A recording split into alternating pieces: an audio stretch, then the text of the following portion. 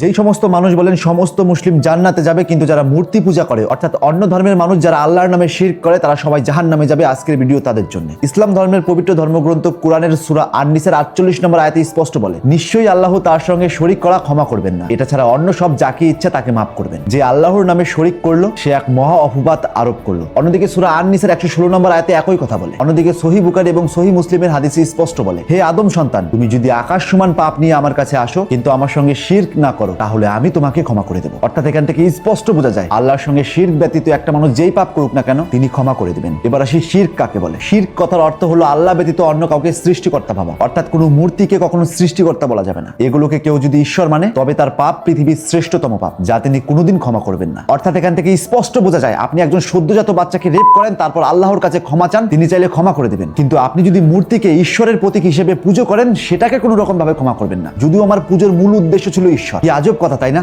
আমি কোনো কিছুকে ঈশ্বর ভেবে পুজো করবো সেটাই নাকি মহাপাপ। আমার কথাগুলো কি বুঝতে পারছেন? বাট এখানে আমার অবজেকশন। একটা মানুষ দিনরাত নামাজ পড়ছে, আল্লাহর ইবাদত করছে, কিন্তু তার সমস্ত রোজগার অবৈধ পয়সায়। সে প্রতিদিন মদ্যপান করে, সিগারেট খায় এবং প্রতিনিয়ত মানুষের গীবত গায়। আল্লাহ চাইলে তিনিও জান্নাতে যাবেন। কিন্তু একজন মানুষ প্রতিনিয়ত ভালো কাজ করে, মানুষের উপকার করে, কখনো মানুষের ক্ষতি করেননি, মাদক দ্রব্য কখনো টাচ পর্যন্ত করেননি, মানুষের বিপদে সবসময় পাশে থাকেন, অথচ তিনি সৃষ্টিকর্তার প্রতীক হিসেবে মূর্তি পূজা করেন, তাকেও নাকি জাহান্নামে নেওয়া হবে। কি আজব লজিক তাই না? ইসলাম ধর্মগুরু মুহাম্মদ সাল্লাল্লাহু আলাইহি ওয়াসাল্লামকে সবচাইতে যদি কেউ বেশি ভালোবেসে থাকেন তিনি হলেন তার চাচা আবু তালিব। তিনি তার ছোটবেলায় সবচাইতে বেশি দেখভাল করেছেন এবং তার টেক কেয়ার করেছেন। তিনি তার সন্তানের চাইতেও মুহাম্মদ সাল্লাল্লাহু আলাইহি ওয়াসাল্লামকে বেশি ভালোবাসতেন। এক জায়গায় উল্লেখ পাওয়া যায় তার চাচা আবু তালিবই তার জীবনের সবচাইতে শক্ত আশ্রয় ছিলেন। কিন্তু আজব কথা হলো তিনি শ্রেষ্ঠ ইসলাম ধর্ম প্রচারক বা নবীকে এত ভালোবাসা বা আশ্রয় দেওয়া সত্ত্বেও শুধুমাত্র লা ইলাহা ইল্লাল্লাহ বলেননি বলে তাকে জাহান্নামে নেওয়া হবে। একবার ভাবতে পারছেন এখানে ভালোবাসার কোনো মূল্য নেই। অর্থাৎ ইসলাম ধর্ম অনুযায়ী আপনি যত ভালো কাজ করেন না কেন, যতই আপনি বিপদে মানুষের পাশে থাকুন না কেন, আপনি জাহান্নামে যাবেন যদি আপনি মূর্তি পূজা করেন। অর্থাৎ আপনি যতই ভালো মানুষ হন না কেন, আপনি যদি ইসলাম ধর্ম গ্রহণ না করেন আপনার শেষ গন্তব্য হবে জাহান্নাম। অর্থাৎ 1400 বছর পর যারা ইসলাম ধর্ম গ্রহণ করেছেন বা ইসলাম ফ্যামিলিতে জন্মগ্রহণ করেছেন তারা সবাই জান্নাত পাবেন। কিন্তু 1400 বছর আগে যারা জন্মগ্রহণ করেছিলেন, যারা সৃষ্টিকর্তার রূপ হিসেবে অন্য কিছুকে উপাসনা করতেন, যারা প্রতিনিয়ত মূর্তি পূজায় মেতে উঠতেন, এমনকি আমরা সমস্ত সনাতনী, ইহুদি, খ্রিস্টান সবাই জাহান্নামে যাব, শুধুমাত্র মুসলিমরা জান্নাত পাবে। কিন্তু একমাত্র আমাদের সনাতন ধর্ম বলে ধর্ম